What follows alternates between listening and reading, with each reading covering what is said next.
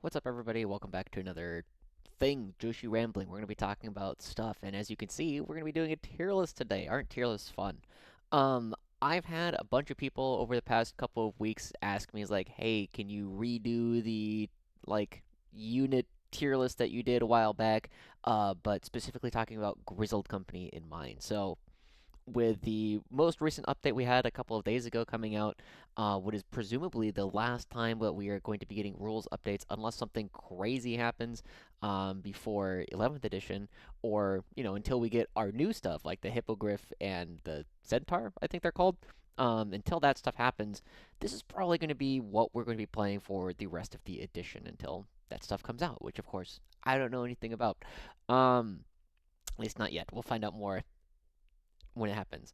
So let's go ahead and start talking about what this is. As anybody who's like watched enough of me do like tier lists, and you guys know that I don't really like just like putting stuff in just like raw tiers. I am a firm believer that the tier list reflects more about the person who is making the tier list than it says about anything that is actually on the tier list, right?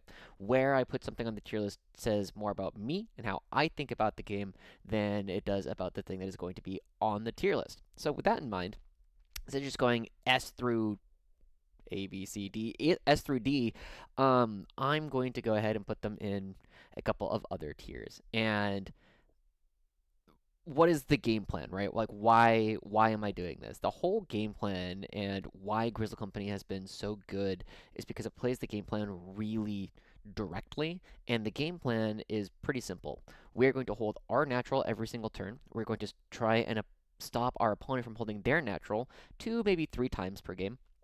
And then whenever our opponent comes out to try and stop us, we're going to kill them because we have a ton of damage to back it up.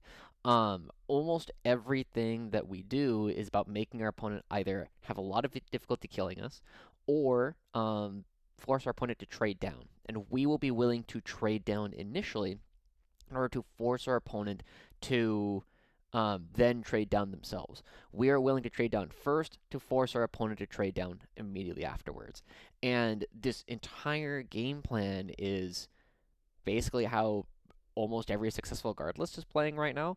So let's go ahead and get right into it. So with that in mind, with that general game plan in mind, and I might do another video relatively soon about what I've been calling the fundamental theory of 10th edition for a long time, because a lot of people, I feel like a lot of people when I've been doing a lot more coaching recently, and I think a lot of people just don't understand the core like primary flow of the game, and once you kind of understand that, it helps just about everything else out. So we're just going to go ahead and go kind of in the order that these pieces are showing up in whoever made this tier list, so thank you to whoever did that. We're going to start off with the Cadian Command Squad. We're going to put the Cadian Command Squad in defines the game plan. One of the major tools that you see in almost every single list is you will either start a list with 10 to 20 Cadians, and then a Cadian Command Squad, and then either a Castellan or Secreate or Lord Solar. And Cadian Command Squad is simply the version of these, we're going to put it down a little bit. We're going to put it to contribute to the plan. You want the Cadian brick because they have access to the best characters. And then the Cadian Command Squad is simply a way to make them a little bit better. If you could attach, would I attach? Yeah, if I could put a Catachan Command Squad or a Krieg Command Squad and attach them to Cadians, I'd consider it. But because the Cadian Command Squad is the one that attaches to Cadians, you take the Cadian Command Squad. Makes a lot of sense. We're going to put in the Cadian Castellan, and we're going to be putting this in defines the game plan. Really important thing here. Every single time I see discussions about Castellans, I see people talking about putting them in Kasperkin. Don't do that. I've talked about this so many different times. I'm not going to do it again here. But the whole thing is the Castellan is a defining part of the way that you play the Cadian Command Squad bricks, the way that you play around the 20 Cadians. It makes the unit way stronger just in general. You get the sustained, which is cool. It makes the Overwatch something that your opponent does need to respect. But the other major thing it does is it gives you access to fall back and shoot. So if your opponent charges something and then like consolidates into the Cadian brick isn't turned off, and it's why it's really important to have the Cadian Castellan in those bricks. Okay, moving on, we're going to take the Catachan Command Squad, and we're going to go ahead and temporarily put it in doesn't contribute to the plan. You can choose to put this with an Ogre Bodyguard, but it's like, it's not like making the plan worse. It's just like not playing the optimized plan. Commissar, just I don't know. He's somewhere between here and doesn't really do anything. He doesn't work against the plan. But I think for now I'm going to put him in doesn't really do anything for the purposes of talking about Grizzle Company. For 30 points, he's like okay. But he just, he gives up that assassinate. You could take a Cyclops. He's just kind of there. Next, let's take Ursa Creed. Ursa Creed is definitely going to be worse than the Caden Castellan in a majority of builds that you're going for. If you are trying to play a build that does function with the 20 Cadians, Ursula Creed is like, she's okay. You can still play the game plan with Ursula Creed. She does make your CP economy significantly better. But unfortunately, Ursula Creed is going to be weaker than the Castellan because it does mean that you are effectively missing one of your combat bricks. One of the major pieces that you're trying to play the game with, Ursa Creed does not allow you to do that. So it's not necessarily the best plan. You don't necessarily have that extra Cadian brick that really wants to just like get into the thick of things. But Ursa Creed does allow some other parts of the game to go a little bit smoother. The CP economy is nice. The free strats are nice.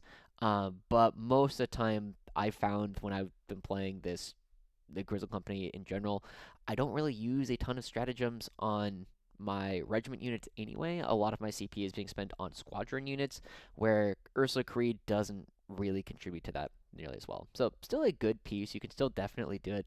I just don't think Ursula Creed finds her way into the fully optimized lists right now. Okay, God's Ghosts. God's Ghost is an interesting one because I think God's Ghost is a good unit. And Gaunt's Ghost is kind of hovering between contributes to the plan and doesn't contribute to the plan. But I think I'm going to put him at he's the best unit that doesn't contribute to the general game plan of Grizzle Company. Um, but it really depends. I think if you're going to be trying to play Doombolt variants, you do not put Gaunt's Ghost in. However, if you're trying to play like 2 Dorn, 3 Vanquisher, or 2 Dorn, 12 Bolgren style builds, Gaunt's Ghost makes a lot more sense, but it's mostly because Gaunt's Ghost is a unit that just plays as, what do you call it? He artificially increases your unit count because the unit can kind of be wherever it needs to be in order to like fill holes and make sure things are going smoothly. That said, Gaunt's Ghosts are just, if you're just trying to like force your opponent to deal with you, force your opponent to play with your side of the board. God's Ghost doesn't really contribute to that game plan. Um, he's mostly just like I'll I've described it in terms of like card games before, where it's like it's a card that you can play every turn that cycles itself back into your hand every turn, where it doesn't do anything like super impressive, but it does like a little bit, right? It contributes to the game a little bit every turn, and because you get to do it 5 turns in a row, you do get that contribution. However, you could have just put in a card that was contributing more, and it only needs to contribute 1 time for it to be better than Gaunt's Ghosts. Cool. Krieg Command Squad, this doesn't do anything. There's really no reason to ever play this as well as long as Caden Shock Troops are at 120 for 20, and Krieg, what do you call them? Krieg Death Corps of Krieg, as long as they are 145 as compared to the 120 for the Acadian Shock Troops, there's just not a reason to ever really play this. The rules are like okay, but they're just I don't know. It's one of those units where it's like whenever I don't want to say it's a bad unit, but you only see bad players playing it. Is kind of the way that I would describe it. Dreer, similar thing. This I don't really know what to say about this unit that hasn't been said before. He's just bad. He just doesn't do anything. He's super overcosted. Okay, moving on. Lord Solar. Lord Solar, I think, doesn't really contribute to the plan very well. There is a variant of Grizzled where you can play like Lord Solar and then 2 Dorn battle tanks and then a couple of other tanks besides. And Lord Solar kind of, again, hovers between these two in my eyes, where it's just a weaker version of the list. The only reason why you would really want to try and do this is You're playing up against like a lot of like Storm Surge Tau. It's not enough to be playing up against Montka Tau, who has like one Railgun Hammerhead. No, what you would want to do with this is like, oh, you're playing up against a Storm Surge, or you've got like weirdos playing Volcano Lances in your local meta. At which case, you could then do it with the Rogal Dorn battle tanks. However, he just like Ursula Creed doesn't have the ability to play like the midboard as well. Lord Solar also just you're just not playing midboard with this, and the entire point of playing a lot of these guard builds right now, a lot of the guard Grizzle Company builds, Lord Solar doesn't contribute to that plan. So the plan is so strong that you can oftentimes still play Lord Solar anyway, and it's going to be good enough. But I think Lord Solar is generally not the best way to play a lot of the Grizzle Company. Uh, Leonar's Commander. Again, this is like I'm gonna put it in works against the plan. Big thing about the Leonar's Commander is it's just really expensive, and one of the things that you oftentimes hear is that like the rule for the shoot on death is not very good. I'm gonna push back on that really hard. The shoot on death is incredibly good. It's a very strong ability. If you aren't getting a lot of use out of it, it's because you're not putting your tank commander in the right positions. However, the big thing about it is it's really expensive, and it is like paying a premium for being a commander and having like a good rule. The problem is it's nearly 100 points more than just taking a Vanquisher, right? You could take, instead of taking two of these, you could almost take three Vanquishers, I think. Because it's like 235 times 2 is 470, and three Vanquishers is 450. Yeah, you could actually just take three Vanquishers for the price of two Lehman Russ Commanders, which is just just take the Vanquishers. It's cheap. Just do that.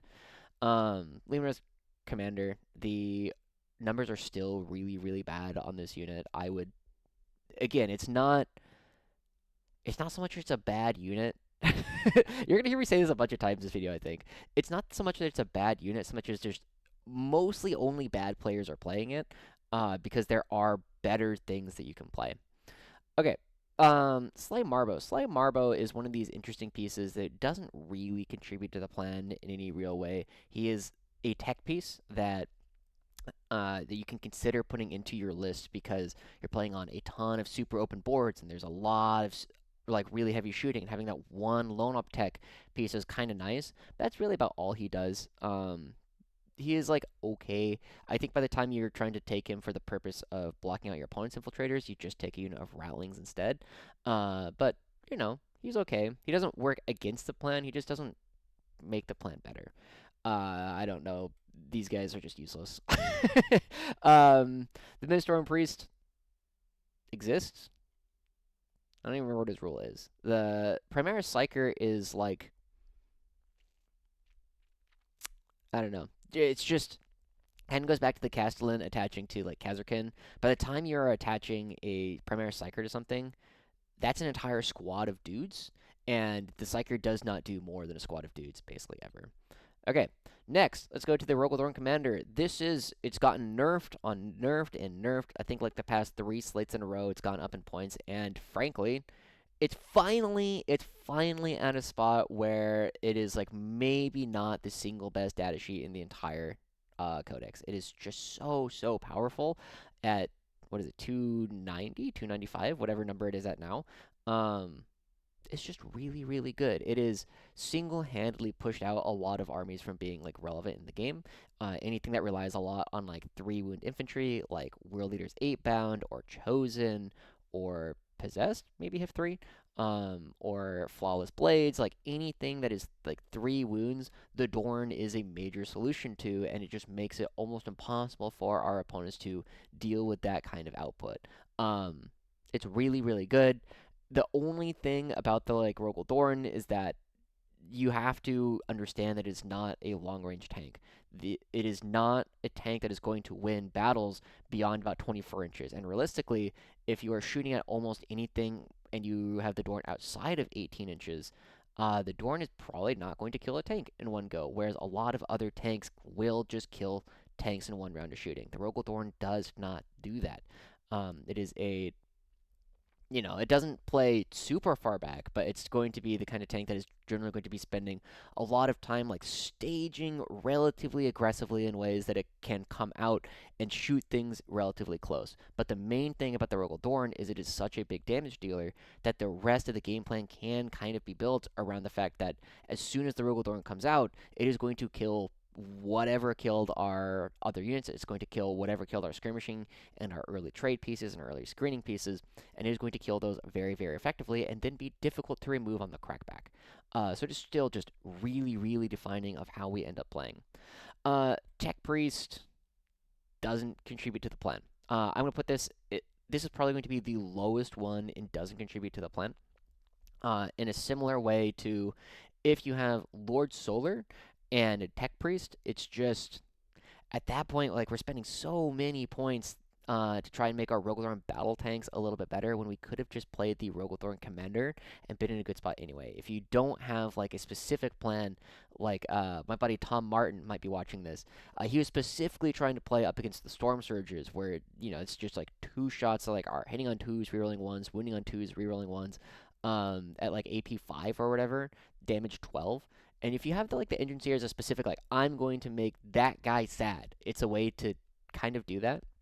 But in general, the engine seer is just 45 points that could have been spent on more effective brawling in the midboard. Okay. Scion Command Squad. This might be one of the best data sheets that we've had this entire edition. The big thing here is that it gives almost everything you could want all in the same place.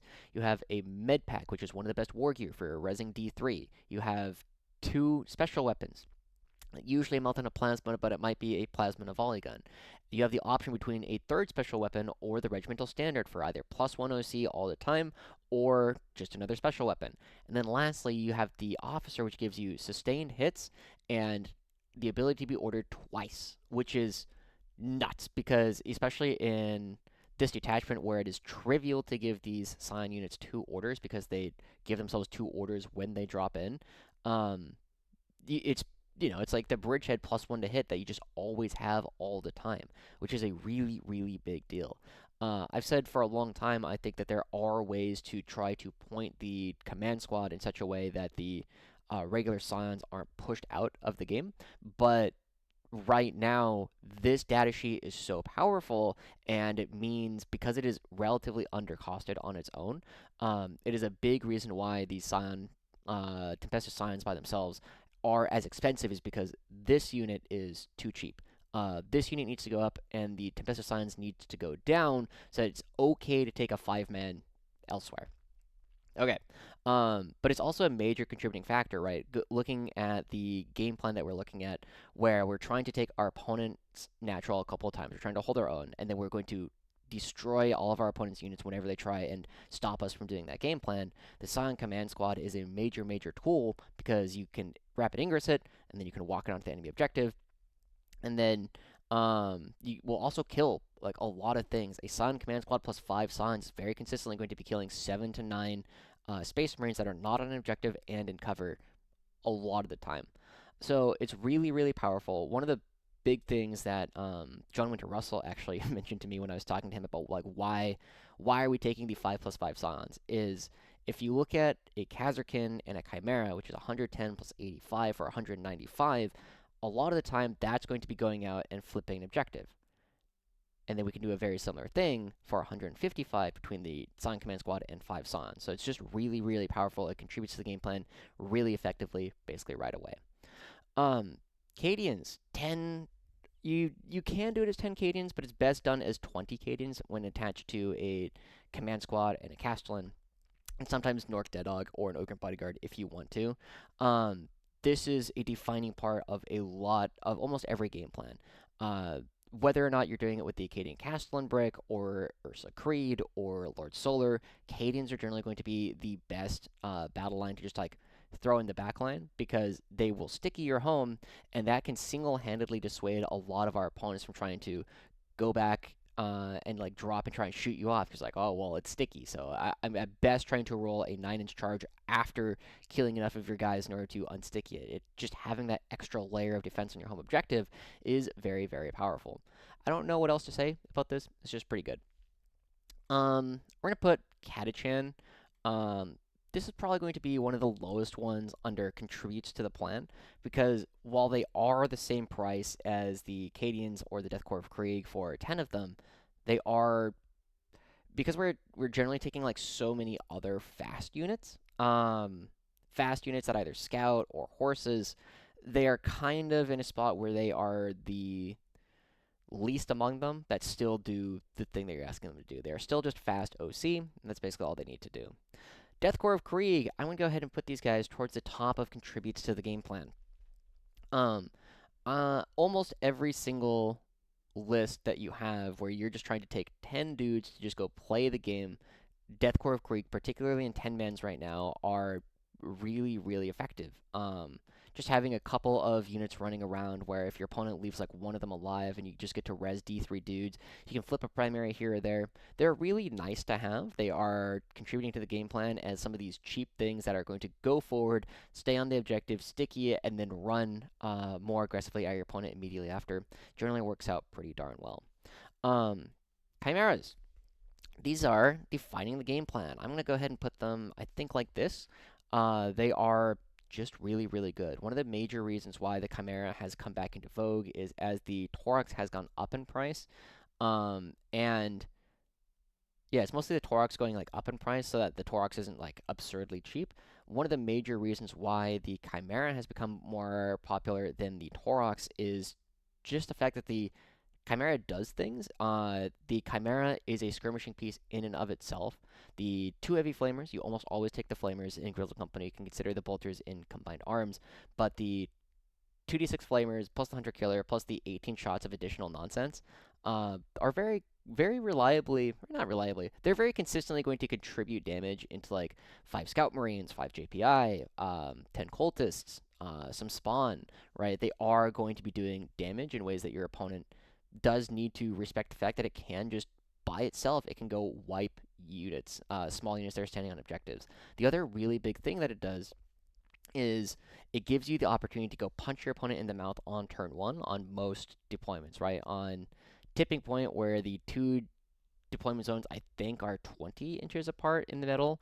The fact that the Chimera is going to scout 6 and then move 13 to move 19 inches and be 1 inch away from our opponent's deployment zone going first is a problem for a lot of opponents, especially depending on what kind of terrain you're playing on. So it is a very, very good piece. Understanding when to put the Chimera, or when to put the Kasperkin that are inside the Chimera outside of the Chimera versus leaving them inside is a major, major tool in order to understand what you can do with this piece. Okay, Taurox Prime.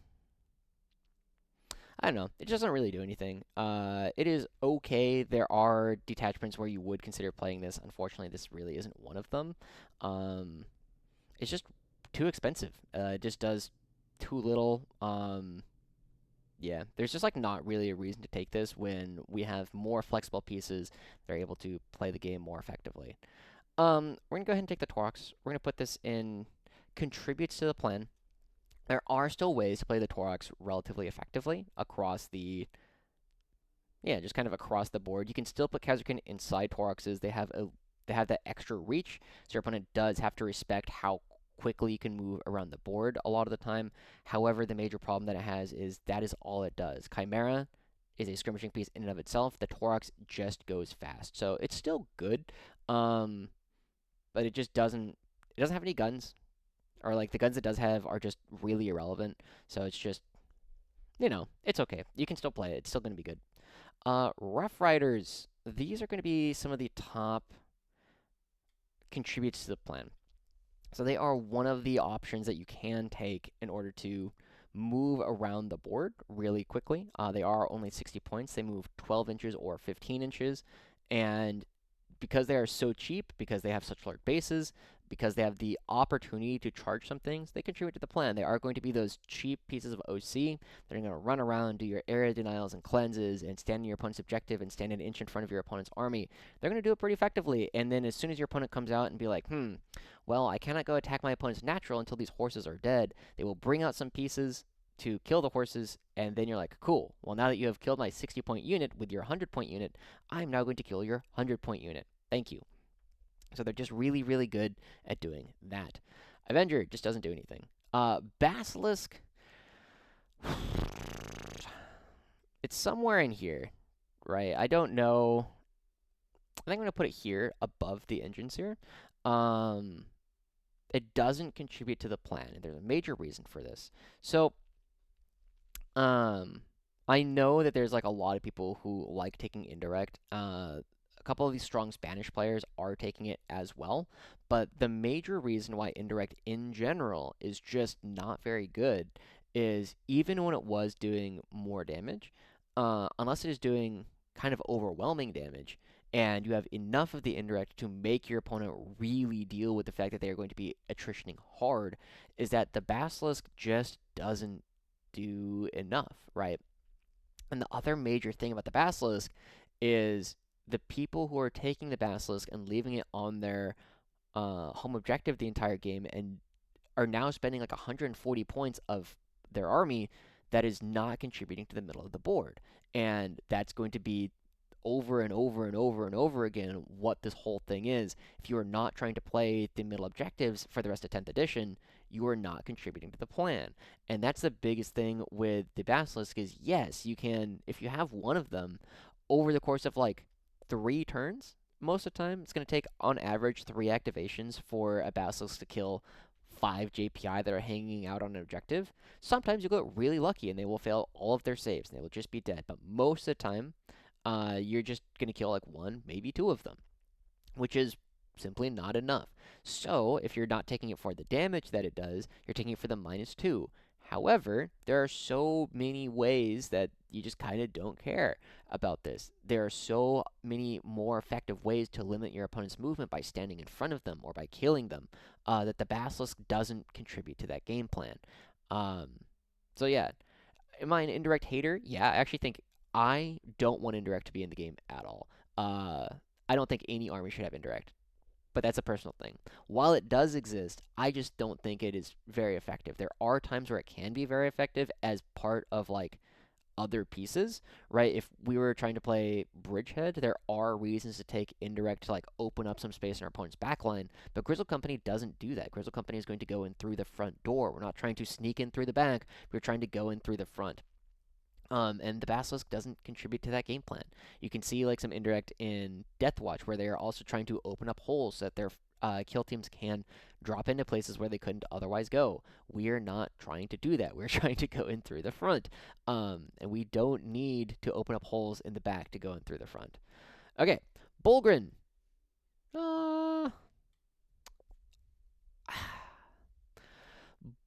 Bulgrin, I think I'm going to put as like one of the lowest. I think they're probably better than a Taurox. They're like an okay piece.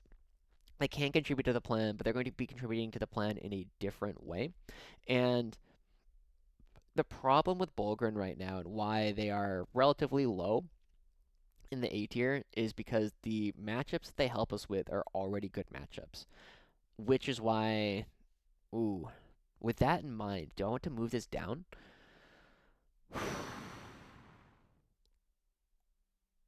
Yes. I'm going to move them below Gaunt, I think. So the thing about the Bulgrin is that they are very, very good in a handful of matchups. If you know for a fact they are playing up against World Eaters or Blood Angels or Dark Angels or a couple of other variants of like melee Marines, the Bulgrin are amazing. They are so, so good in those matchups. However, those are matchups that we are already winning anyway. And the matchups that they are not doing as much, like Knights or Catan or Spectacle of Spite or Tau, they are liabilities. They do not help us in those matchups at all. They are still just not very good. And so having those Bulgrin in the matchups that we need help with, in the ones that are more difficult, means that they don't really contribute to that plan. They're really, really good in some matchups, and so if like you're trying to take them to a team's environment and you're like, you tell your captain, I really, really just want to play up against Blood Angels 5 times in a row. Yeah, you should take some Bulgrin. But if you wanted to go to a team's event and you're like, hey, boss, I just want to be able to post like a small winch into everything into the game, you're not going to take Bulgrin because they don't really contribute to that game plan. They sharpen your matchups, and if you hit the wrong matchups, Bulgrins are a major liability because of it. Cool. Katachan weapons teams. I'm going to put them under works against the game plan, right? It's not so much that they are just. When I put them here, I'm only talking about the mortars, right? You look at the Basilisk, which doesn't contribute to the game plan, and these are worse. Yeah, they're probably better than the Levinos Tank Commander. But the thing is, it's just like they don't contribute in any way, and therefore, by being 65 points, or is it 60? I don't know. However many points they are, that could have been a squad that's playing the midboard. And so they are working against the plan by taking away pieces. Cyclops is a really interesting one. I'm going to put it actually fairly high under doesn't contribute to the plan. Because a Cyclops, it's just 25 points, right? Like, you can run in, and the Cyclops has some really, really cool tech that you can do with the Cyclops because it is going to absolutely ruin any surge moves.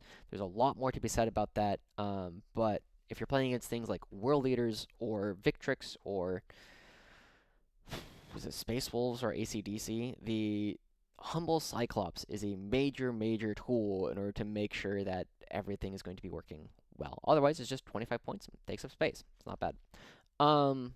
Death Riders. I think Death Riders are going to be, on average, a little bit worse than Attilan Rough Riders. They do, but they're pretty close. I'm going to go ahead and end up putting them here. I think the Death Riders are still a unit that is generally pretty okay. They're pretty good. They are still going to have like 15 power sword attacks, and they're also going to have those 10 horse hoof attacks that have AP1, which is pretty cool. So they will fairly consistently kill 10 cultists. They'll be pretty decent at dealing with like 5 scout marines. And the reactive move is nice. They are harder to use, but one of the big things about them is they just don't present. They don't create the same kind of like rapid ingress set, so they are a little bit more.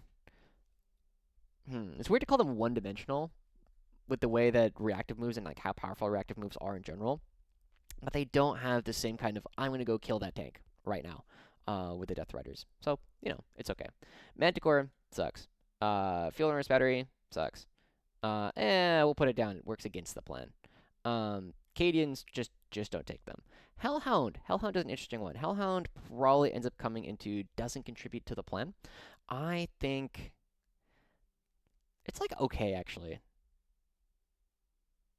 Because the Hellhound is kind of similar to how some of these other pieces work in terms of like creating space. You're going to throw it forward, make it be relatively efficient. The big problem with the Hellhound is it doesn't often kill the things that it's shooting at. It is much more of a supporting piece. And with ignores cover built in, yeah, I think it's going to be right around here, where it is kind of like a piece that you can use, but it's not necessarily going to be like, here is the best thing that we can do. Because don't take the Cam Cannon. It's not good. The Inferno Cannon is like okay damage, and it makes your opponent respect it a little bit. But because it doesn't remove models from our opponent's side of the board, I think it ends up like really kind of hurting first base in a lot of Grizzled. Hydra doesn't really do anything.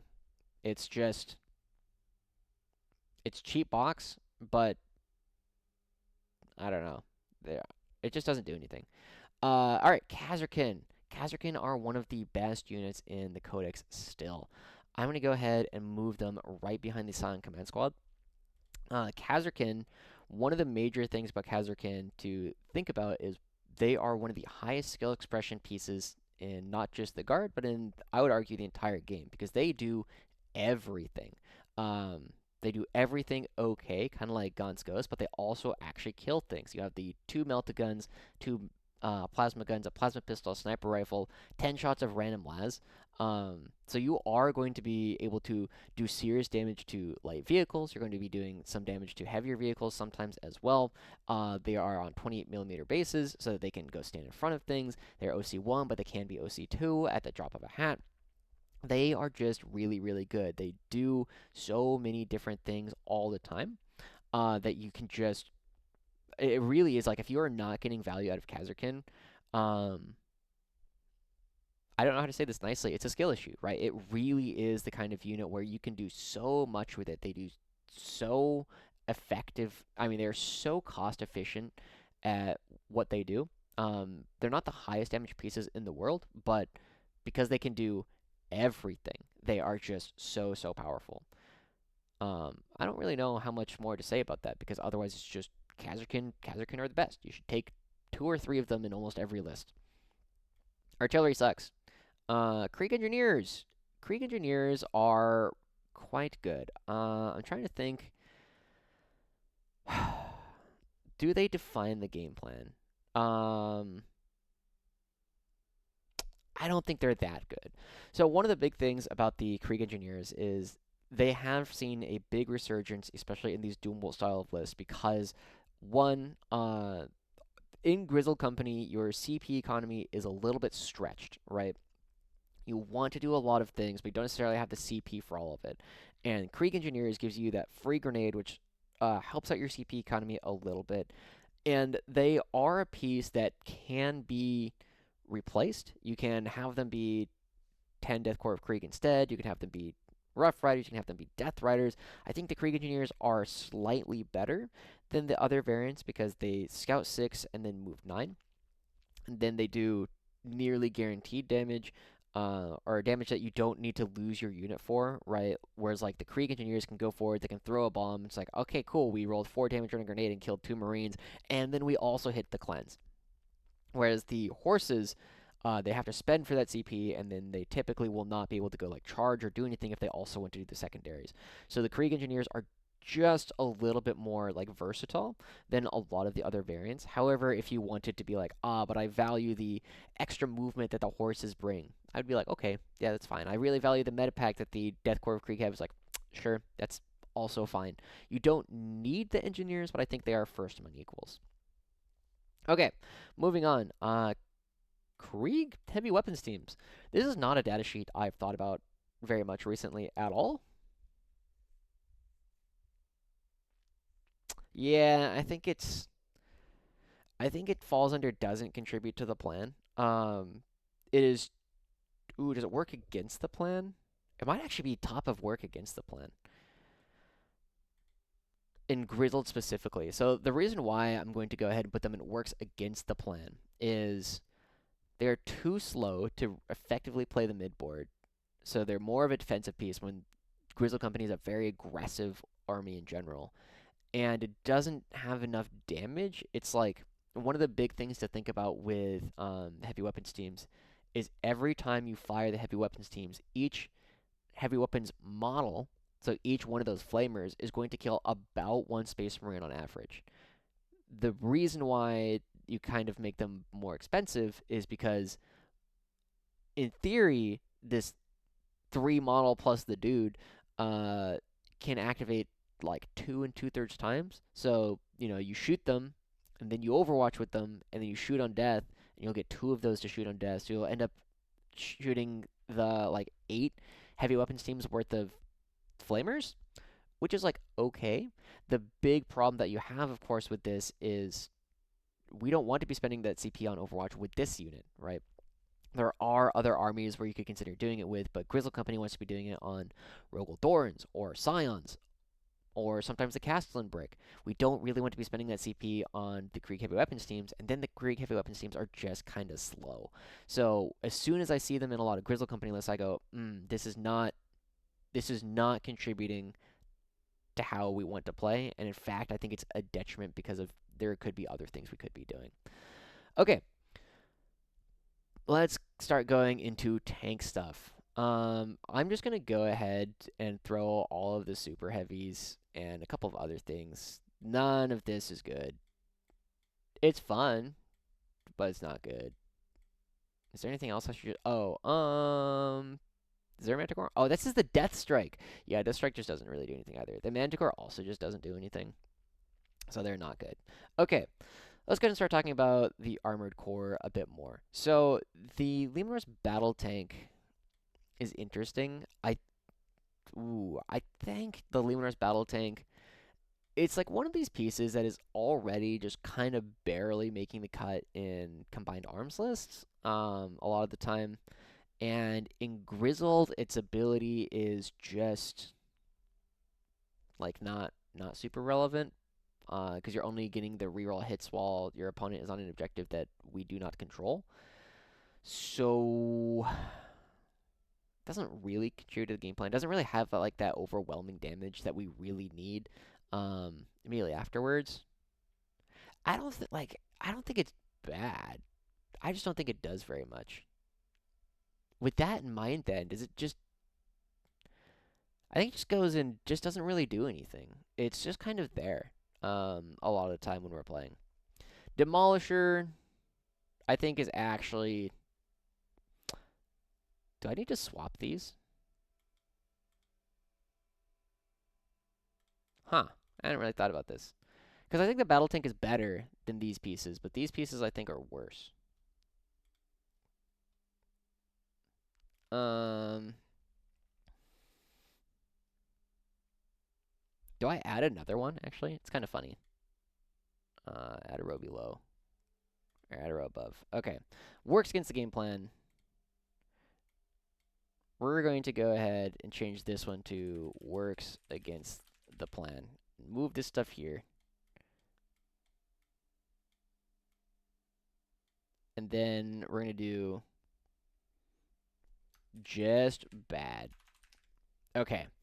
We are going to go ahead and move this. I think this can stay and just doesn't really do anything. Bad, bad, bad, bad. This can stay and doesn't really do anything.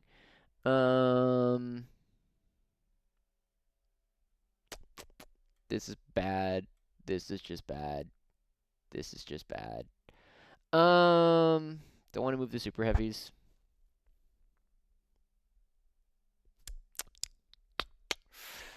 That was very attractive, I'm sure. Change the color. Gray. Because, like, I legitimately think... Well, if I'm doing this, I think these can actually go in here. I'm not really ordering in this tier, because it's like, whatever.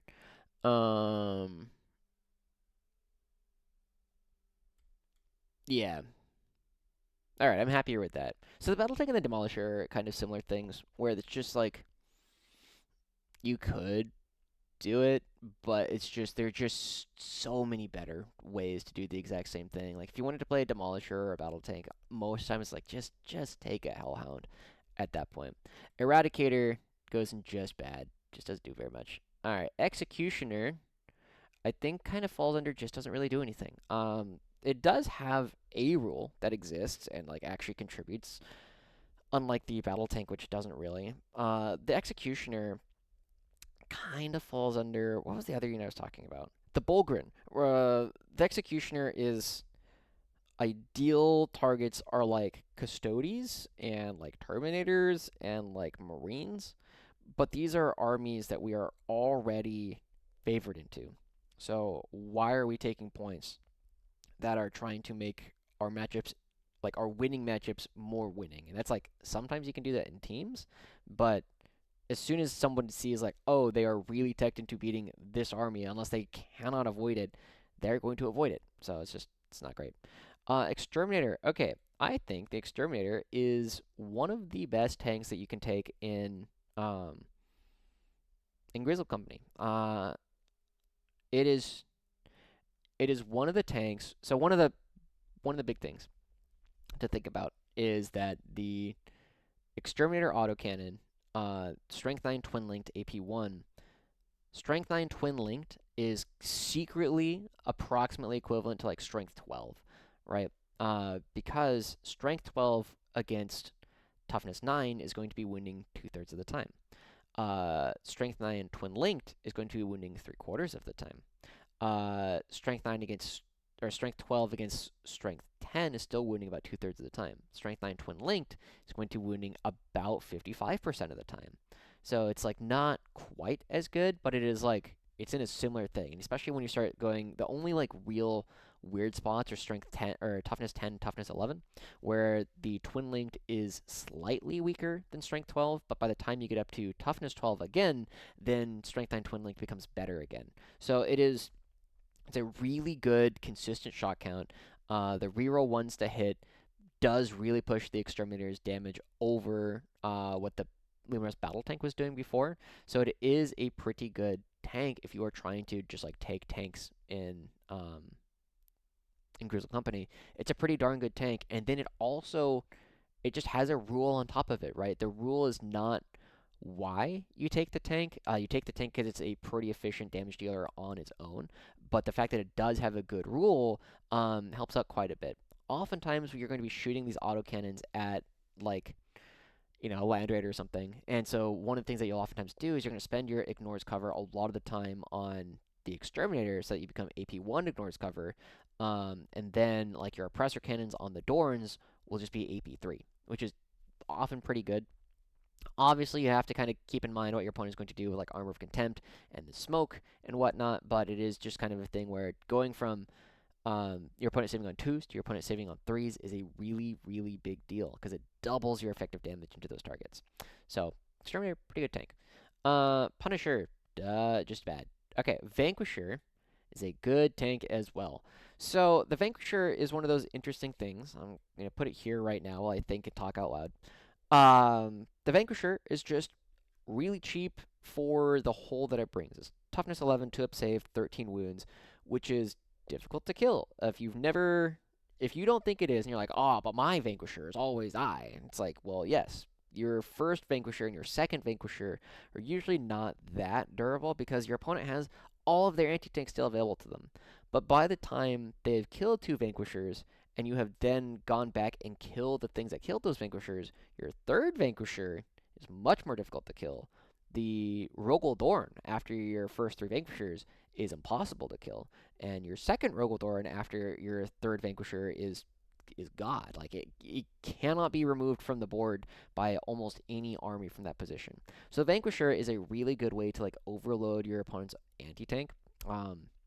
I generally think it's best taken in twos or threes if you're going to take them at all. I think 1 Vanquisher is a generally weird number, but I'm going to put them. I think if you are going to play a guard list that's not a Doombolt list, I think it is generally going to be about here, where it's going to be. I think it's generally going to be better than running Ursula Creed if you're taking a couple of Vanquishers than trying to like take a Doombolt and put Creed in there instead. Okay, Nork Deadog. Nork Deadog is a very interesting one. So Nork is he gives like I'm gonna put him towards the top of contributes to the plan. So one of the big things about Nork is that he is notably less durable than an Ogre Bodyguard because he does not have an invulnerable save, which means that he can die. Your opponent can precision him out. But one of the big things that Nork does is when you pair them with the Cadian Castellan and the Cadian Command Squad and 20 Cadians, is this unit already shoots reasonably hard. It's putting out 14 shots of plasma sustained, rerolling ones. And then you have, it's like, Nork's gun is basically like 7 heavy bolter attacks, and then you have like 2 melt attacks, and you have like 52 lasgun attacks. It's actually like a decent chunk of shooting. However, it is still going to be strength 8 and strength 9 for the most part, which means that it's going to be winning a lot of like serious targets on 5s, which means that, you're not necessarily going to get there because 5s is really inconsistent.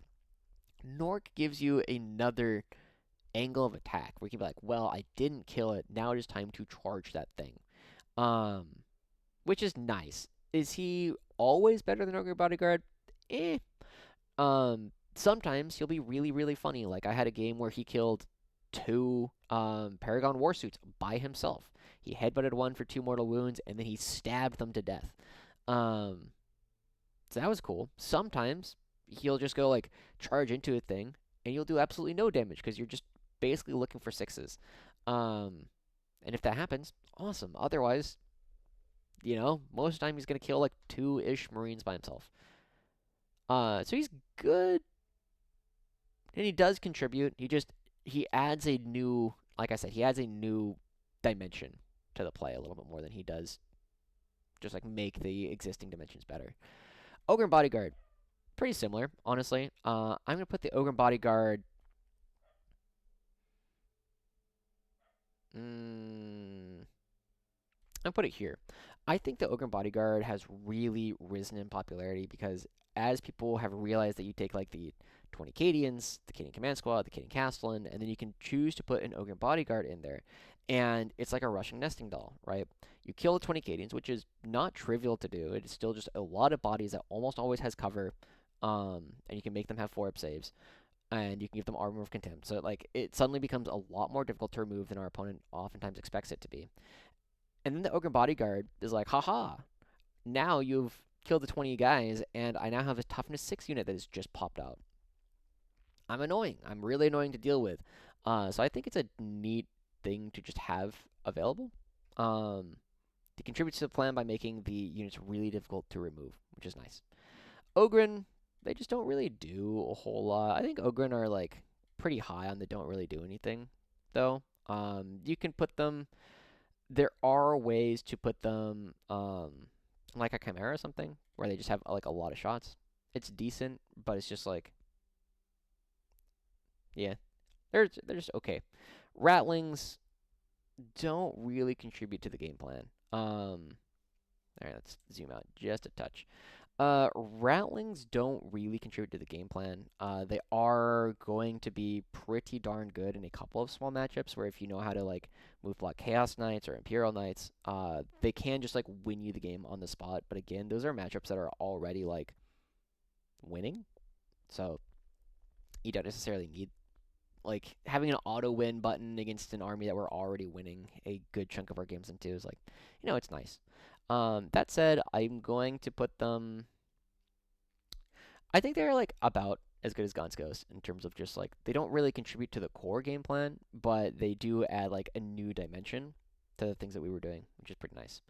Rogal Dorn Battle Tank. Rogal Dorn Battle Tank definitely does contribute. Where did I put Lord Solar? Because I'm gonna put them right next to Lord Solar, because you do not really take a Rogal Dorn Battle Tank unless you already have Lord Solar.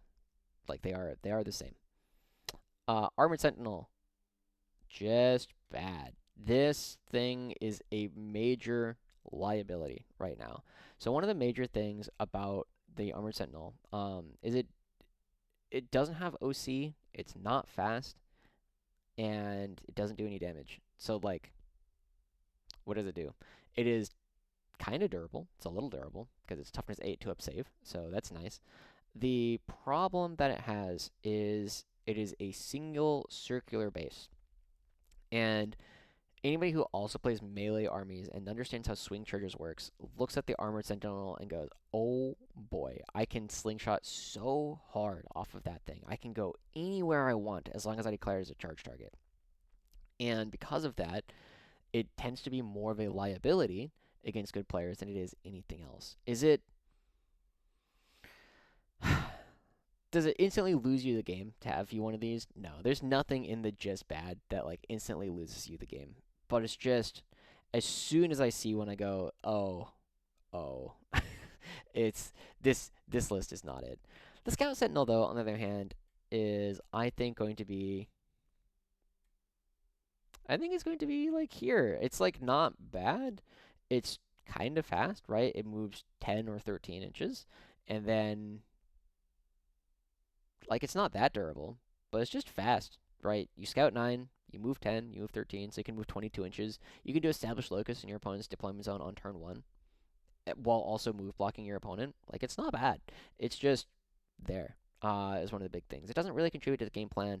The reroll ones to hit are not super relevant, but like I think almost every time I see someone take a Scout Sentinel, I'm like, this probably should have been like 5 horses or 5 Krieg Engineers, but it's not bad to have them. They're just kind of weaker versions, some of the other stuff. Aquilons, I don't put these at the top of they just don't really do anything. They're just kind of running around.